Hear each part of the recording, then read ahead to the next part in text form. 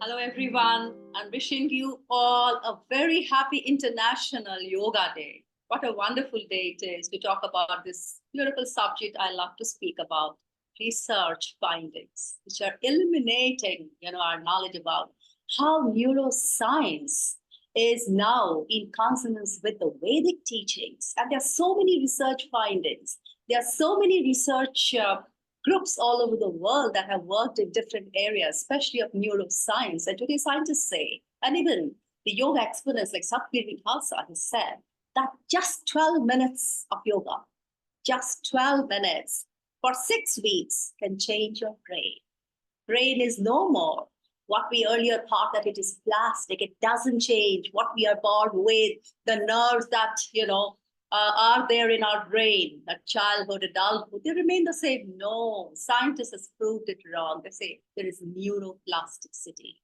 Our brain and its functions can change, provided we feed it the right stimulus. And that stimulus, friends, is of yoga. So here I'd like to say that the changes which are occurring in our brain cells and nerves of the neurons are not just in those cells. The change is, friends, happening in the genes. It is happening in the DNA, the blueprint of life, called the deoxyribose nucleic acid. And how, with that change, the alteration of the gene functions, the expression of those genes is changing. The expression of genes is by means of protein production, because the genes express themselves, by the production of different proteins. So when the gene activity is changing, means their expression, their proteins are changing. And that is what is, changing the physiology of the body as a whole, not just the brain, because brain is the commanding organ. And when there is change happening in the nerves, in the brain as an organ, you can imagine what changes can we feel in our whole body, in our perspective to life, in our behavior, in our attitude. And that's what we'll talk about. And I like to share a presentation because I have several research findings, friends, to share with you today. So yoga has the capacity to change our brain, I've said. It repairs the DNA damage. It changes the cellular function and the genetic functions because the gene expressions are changing. The neurochemistry as a whole is changed. And over a period of time, friends, we observe that there is a damage happening to the genetic material. Deoxyribose nucleic acid, which is the blueprint or the DNA, which is the master molecule. Over a period of time, due to our bodies being exposed to the pressures, all kinds of pressures, the physical, the environmental, the mental pressures, this molecule also gets damaged. This is called DNA damage. And it is happening over a normal course, of events in our life. But there is an inherent, very beautiful DNA repair mechanism. God has given us a DNA repair mechanism so that whatever DNA damage is happening, it is also getting controlled. It is also getting rectified. And it is seen that yoga, such findings have shown that yoga helps in improving the DNA repair mechanism. Many of the psychological, psychiatric disorders, anxiety, depression, particularly, even epilepsy, I'll be talking more about that, psychosis, OCD, and cognitive impairment. These have a root in the DNA damage of cells, and how yoga is an effective tool to improve the quality of life of such people. Now, for the next slide, I'll talk about these circuits which are activated. Basically, the circuits in the brain which get activated by yoga are dorsal lateral prefrontal cortex, DLPFC, and the anterior cingulate cortex, called ACC in short. Now, these brain circuits, as you would also see in the diagram, they happen to be here, in the frontal part of the brain, because this frontal part is what controls our, thinking, cognition, speech, language, working memory, switching one task to another task, planning. All this is by this prefrontal area and also, the temporal dorsal regions. Now, anterior cingulate cortex is known to control cognitive processes, decision making, learning, conflict, and error monitoring. So many things that we do in our lives require this, like decision making in everyday life, even without even thinking about it. We have to take decisions in our life.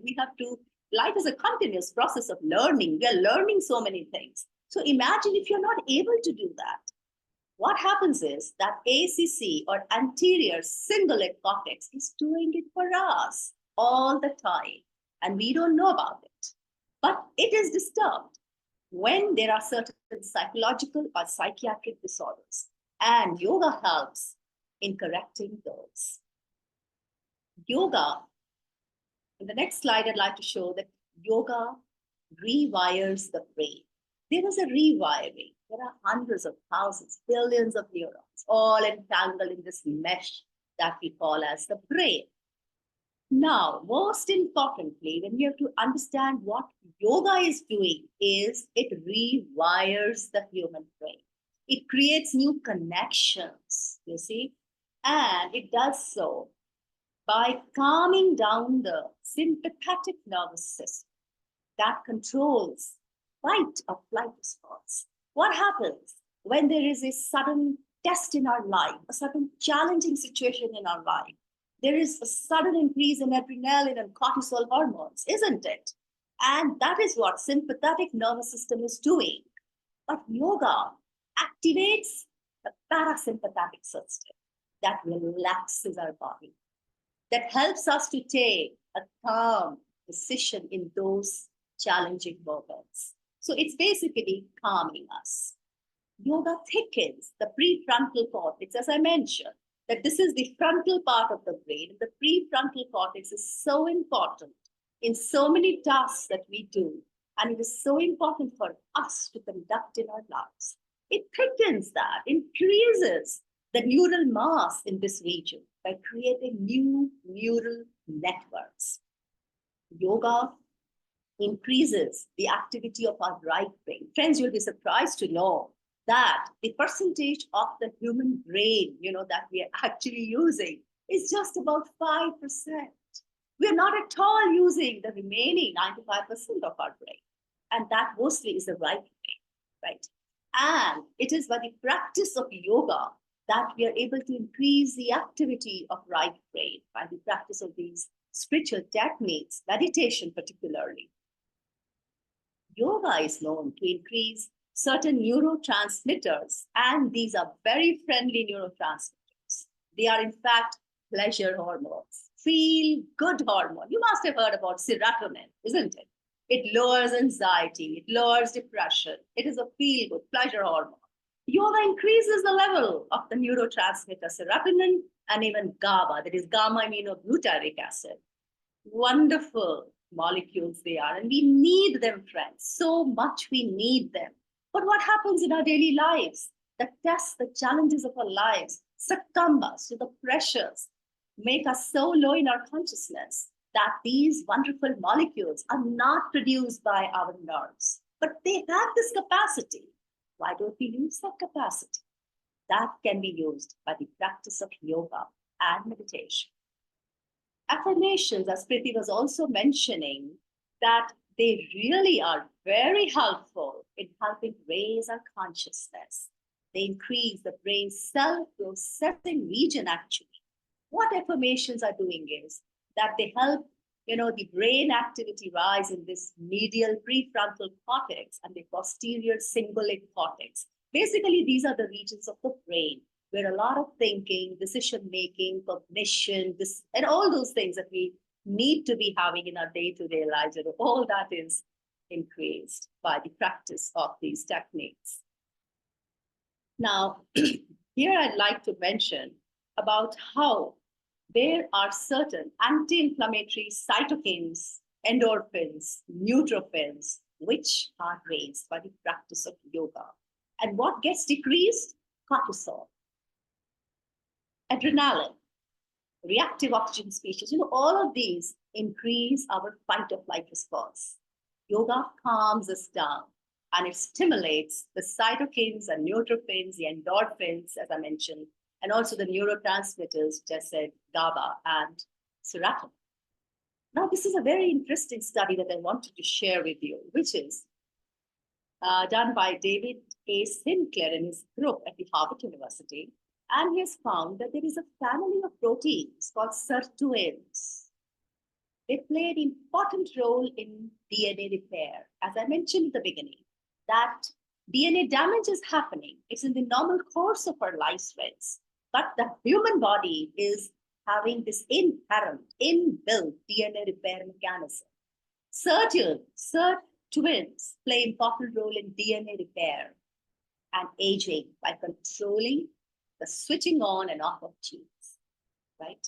And he has also done a lot of work on epigenetics, which is to tell us that by the change of environment around us, we can switch on these important pair of genes called sirtuins and make the DNA repair work for us.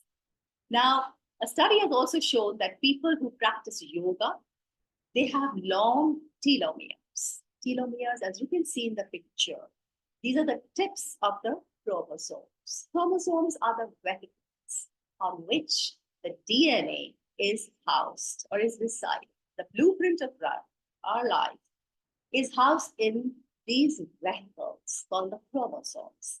What happens is that as the cell multiplies and multiplies, after about 50 cell divisions, there occurs a process called cell senescence or autopsis, where the cell dies. And it has been seen also that in older people, there is shortening of the telomeres. And also in cells which are older cells in a lineage of cells which have divided from the first generation to the last, the 50th generation.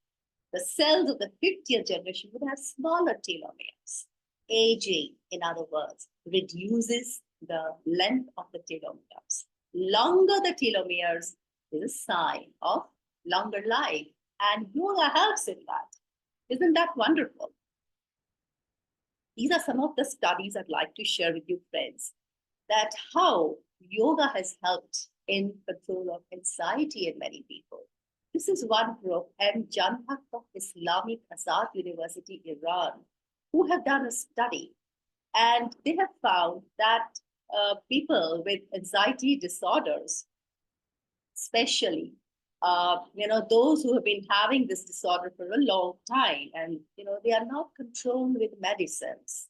Just a practice of 90-minute yoga. Imagine 1.5 hours, 2 months, and the results are startling. Similarly, Tirthali J from NIMHANS, Bangalore, has shown that the salivary cortisol, which is an indicator of stress, markedly decreases in people practicing yoga. Now, there is a molecule that scientists have found, which is brain-derived neurotrophic factor called the BDNF. This compound is a gift to us from nature. And when deficient, people suffer from several anxiety disorders. Yoga acts as a therapy for increasing the serum levels of brain-derived neurotrophic factor. German scientists at the University of Würzburg have shown that weekly sessions of just 1 hour each for 8 weeks reduces anxiety, even in cancer patients. Now, similarly, scientists at the University of Manchester, UK have shown that breathing techniques with postures can be customized for pregnant women who have anxiety in those months. Now, coming to the next slide. Here I'd like to say that there is a study by Sujata Kanhre of KJ Somaya Medical College and Research Center, Mumbai, who evaluated the effect of yoga on seizure and EEG outcome in epileptic children. And out of 20 epileptic children, just aged 8 to 12 years, who were on regular drugs, 10 were provided yoga therapy in 10 sessions of 1 hour over 5 months. And these included, the yoga sessions included the breathing techniques, some asanas. There was pranayamas, mainly Bhramari, Nadi Shodhanam, body balancing, neuromuscular coordination, Surya Namaskar, and relaxation through chanting, prayers, shavasana. All of this was included in the yoga routine they did in 10 sessions over 5 months. Astounding results. No child in this group had seizures. No child. And that was at the end of 3 and 6 months. Whereas in the control group, children who were not exposed to these yoga sessions, 3 children had seizures, 4 and 3 children, respectively. Now, this really shows the importance of yoga, even for children. Why adults? Yoga meditation should also be practiced, by children at their, young age, as young as 8 years, as mentioned in this study. Now, chronic epilepsy, which is in adult patients, TN Satyaprabha Nimham's Bangalore has shown that yoga improves the parasympathetic parameters, decreases the seizure frequency. Similarly, N. Chandrasekharan at Krishnamacharya Yoga Mandiram, Chennai has shown that yoga enhances emotional status, psychological well-being, and overall quality of life of these patients. Regular practice of yoga stimulates the vagus nerve. It is such a beautiful nerve, friends, which is running, almost the whole of the body. And this nerve, when stimulated, it decreases the seizure frequency by as much, 28 to 38%. And that happens by modulation of the brain waves, the limbic system, autonomic nervous system. And what is this autonomic nervous system? It is the sympathetic and the parasympathetic system. And as we know, yoga calms us down. It reduces the activity of sympathetic and increases the parasympathetic nerve system activity. Another study has shown that there is importance of yoga shown by the elderly. How people who are above age 60, they can benefit hugely by the practice of yoga and meditation. B.R. Hariprasad Nimham's Bangalore along with I.V. Basavaradhi of Morarji Desai National Institute of Yoga, New Delhi, have developed a yoga-based intervention for elderly, validated it, pilot tested even on volunteers. 10 elderly were to perform stretching, yoga postures, breathing exercises, and meditation in 12 sessions of 1 hour for a month. Their ability to perform yoga was rated on a yoga performance assessment tool, and that showed improvement in their concentration levels and mood. Now, after 6 months of practice, what has happened? Hippocampus volume changes, and this is seen through MRI, magnetic resonance imaging. It shows that there is a significant increase in the hippocampus region of the brain, and that has a role in storing long-term memories. So neuroimaging has shown that meditation shrinks also another organ in the brain, that is amygdala. Amygdala is a small organ, just about, size of an almond, and it's just above the ear on the temporal side, both the sides. And that causes the fight and flight response. But when meditation shrinks the amygdala region, it means that you are calmer during those states, where you would have been very anxious, or you would have, gone for a fight or a flight response. Yoga also has shown to improve the quality of life, friends.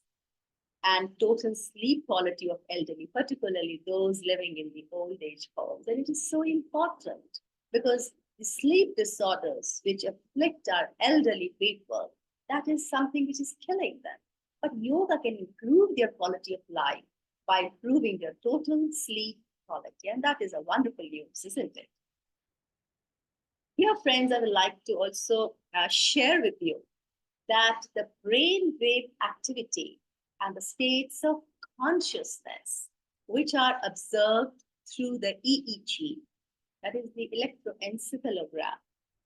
In one study of the Scandinavian Yoga School Meditation School, brain maps show that alpha and theta brain waves increase in 10 out of 11 people during and after meditation as compared to the waking state. Now, just to brief you, in our conscious state, friends, that is when we are active in the waking state, the brain waves, when measured through EEG, they are of beta. That means this is a higher frequency.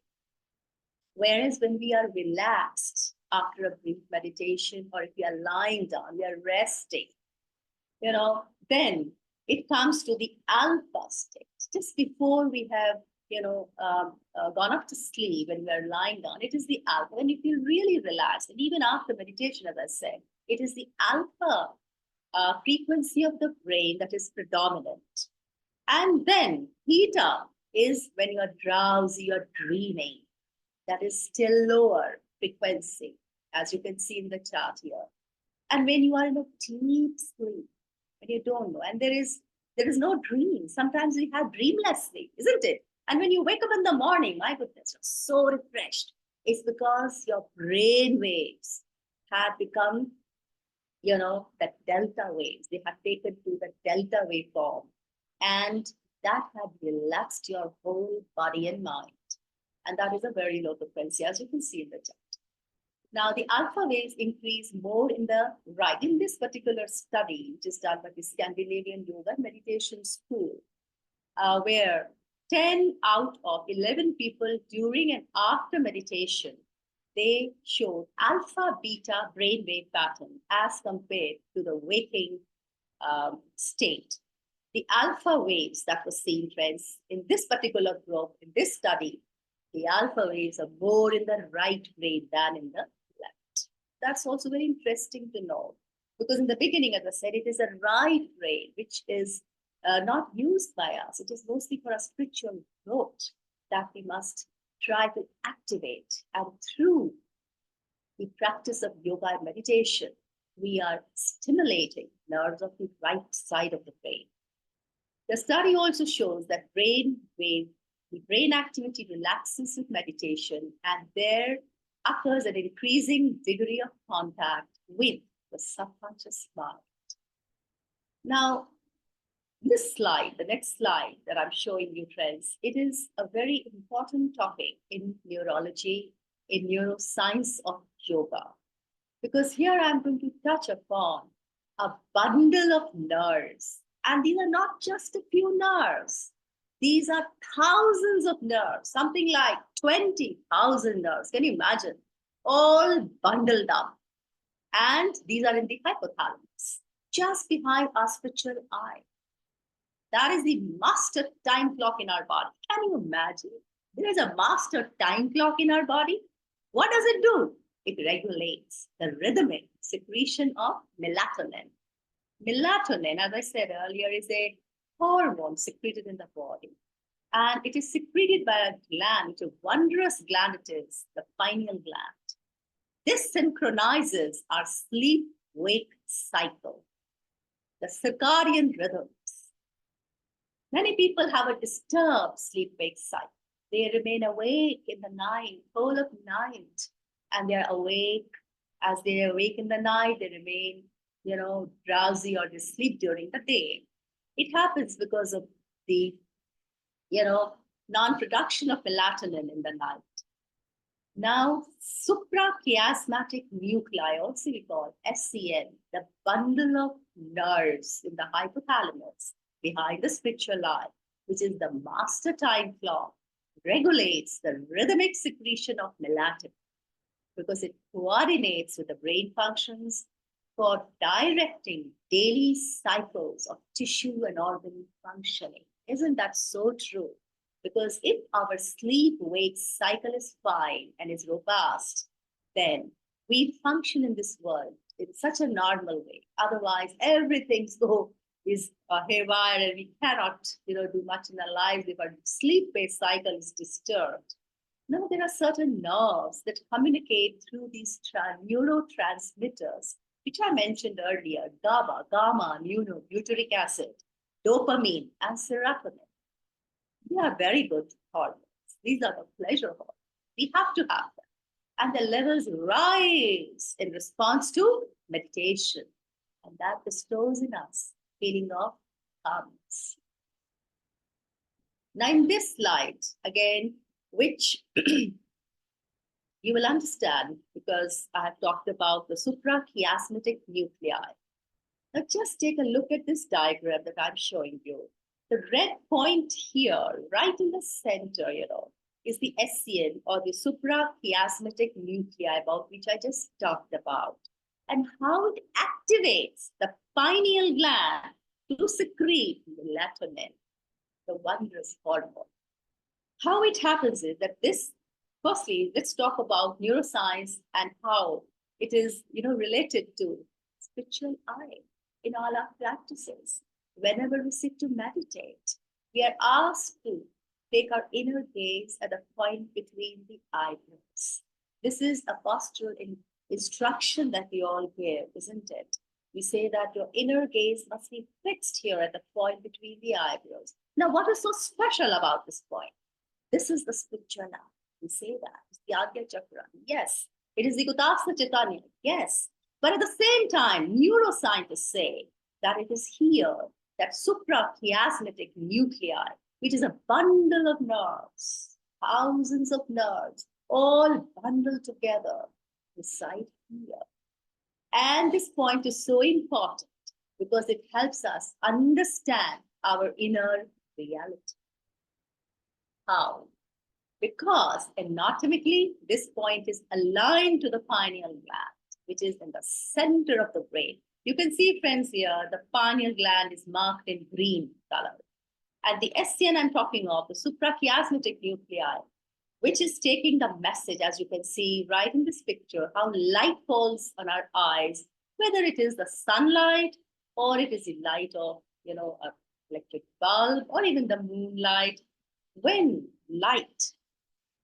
we're exposed to light, then light falls on our eyes. Now, this is through the neurons, the retina, that they enter through the nerve pathways to reach the suprachiasmatic nuclei.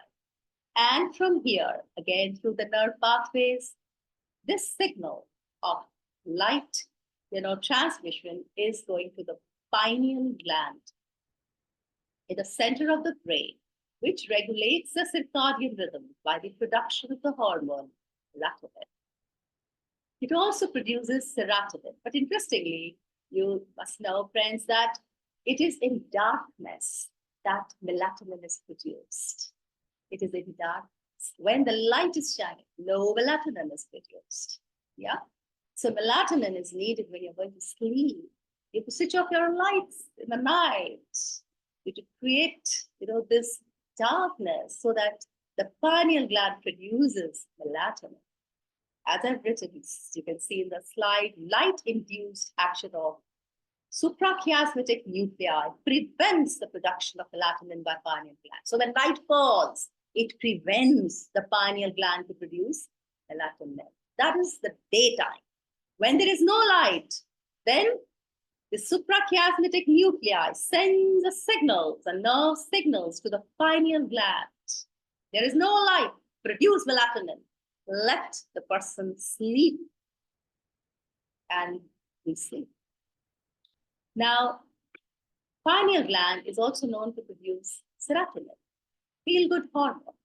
And friends, this hormone is found to be very low in people with anxiety disorders, people with depression, people with cognitive problems.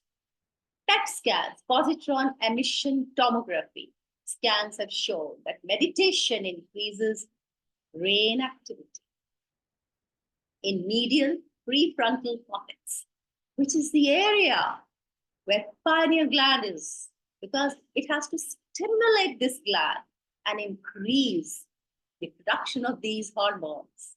And what happens is that our cognition rises, it reduces our stress, it calms our mind. And all kinds of anxiety disorders, they simply go away. In deep meditation, pineal gland also produces trends, a very important molecule, which is called as a DMT, that is dimethyltryptamine. It is actually a psychoactive compound that takes one to the heightened states of awareness. And as in spiritual science, we call them as superconscious states. Neuroscientists call this molecule, the DMT, dimethyltryptamine, as the spirit molecule, because this molecule is responsible for taking us to those heightened states of awareness which we experience in our deep meditations. So this is a very important finding, and this actually tells us why we must concentrate at the point between the eyebrows, bring our energies which are outflowing in this world to inside the body, bring it in the spine, raise it up the spine, as the spiritual teachings tell us, and bring those energies at the point between the eyebrows, which is the seat of divine awakening. And that is how it happens. This is how neuroscientists today have explained us that it is all trends, a play of hormones. It is all a play of these biomolecules. And these molecules can be activated by the practice of techniques of meditation and yoga. And now I'd like to point in the last slide, I think this is my last slide, which tells that how neuroscience now today is in consonance trends, with the theory of ancient Vedic science and the concept of consciousness that we have understood through our spiritual knowledge. Now, Advaita Vedanta says that the universe is an illusion. It is all Maya, isn't it? And all that it says is divine consciousness or Sakshi Chaitanya, Prajnam Brahma, that pervades every particle of creation. And they say that Aham Brahmasmi, because all is one, and that one is the divine. So we say, Aham Brahmasmi, I am Brahma. These are the ancient teachings of Advaita Vedanta. Interestingly, scientists today have shown that this is all true. Can you imagine it is all true? And it has been proven. And scientists have been honored for the discovery. It was in 2022 when 3 US physicists, Alan Aspect, John Clauser, and Anton Zeilinger, they won the Nobel Prize in quantum physics. That was, their experiments in this field show that the universe is an illusion, and the only conscious observer can bring it into existence. Only when there is a conscious observer that the universe can come into existence. So there is such a beautiful symbiosis, I feel, that now there is intersection of what quantum physics are saying and what Advaita Vedanta had always said and we know of in our ancient scriptures. Now, in deep meditation, we experience these heightened states of awareness.